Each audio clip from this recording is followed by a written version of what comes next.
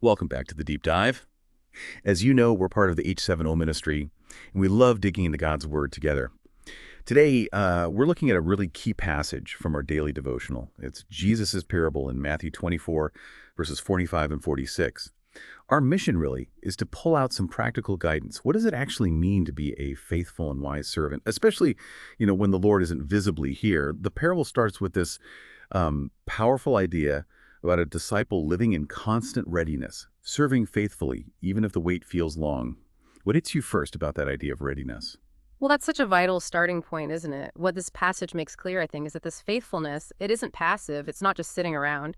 You see it demonstrated through tangible actions, real things. It's about consistently caring for others, unwavering service and being responsible with the gifts we've actually been given. And the reward, the text really emphasizes this, is being called happy or blessed when the Lord returns. It's a beautiful picture, isn't it? Internal joy coming right from that external faithful action. Yeah, it is. And it's fascinating how it grounds faithfulness, not in big speeches or grand gestures, but in the quiet stuff, the consistent things in our daily lives. This passage isn't really asking us to just look like a servant. Instead, it highlights that a truly faithful servant is the one feeding others at the right time, without needing applause, without needing anyone to see. It's that unnoticed, persistent work that truly counts. Right. And that leads us to a really crucial distinction. Vigilance isn't just passively waiting. It's profoundly active service. What's truly illuminating here, I think, is that being watchful means you keep working.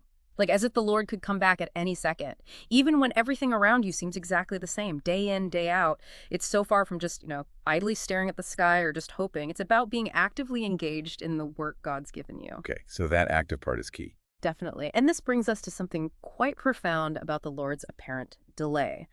It's not a sign that he doesn't care, as maybe some might think. Our source devotional makes it clear it's actually a crucial test. It reveals the hidden heart, doesn't it? It shows who is genuinely serving out of love and devotion versus who's maybe doing it more out of self-interest or wanting recognition. It's like a divine filtering process, really. It sorts out those who are truly committed from those who might just be, putting on a show. Wow, okay, so that delay has a purpose. So Yeah. then what does this passage truly call us to do, practically? Especially when it feels like maybe our efforts aren't being noticed. The spiritual guidance seems to urge us, then, to serve even without that immediate recognition.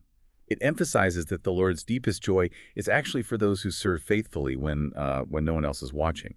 It completely shifts our focus from the audience to our allegiance. Yeah, Right? indeed it does. And this really prompts us to ask ourselves, who has God specifically put in your life? Who has he entrusted to you to care for, maybe encourage or teach? The call is very direct. Be that servant today. Nourish others with the word right where you are in your immediate sphere of influence. It's a very practical, very actionable challenge. And it underlines that waiting for Jesus' return isn't like a neutral time. It's not just downtime. Far from it. Our source stresses that it is, in fact, a time of mission. A time for mission. It's a really powerful call for us to prepare ourselves with perseverance, living each day as people who genuinely look forward to the King's return. This daily word from the H7O ministry sums it up so well. It draws these core distinctions for us. Jesus calls us not to make noise, but to be faithful. Not to impress people, but to nourish them. Not to get caught up speculating about dates and times, but simply to live as people who truly love the Lord's return. It's all about that quiet, consistent devotion. Exactly. And ultimately, the enduring challenge for every single one of us is to be that servant, the one the Lord finds standing, ready, and working, as the devotional puts it, with your hands on the plow and your heart in heaven, just actively serving while looking forward. Hands on the plow and heart in heaven. That's a truly powerful and actionable challenge for all of us. Well, thank you so much for joining us on this deep dive into the H7O Ministries daily devotional today. We really hope it's given you something to think about and apply in your own life. To learn more about our work here at H7O and maybe support the ministry, please do visit us at h7o.life. We'll see you tomorrow. Blessings.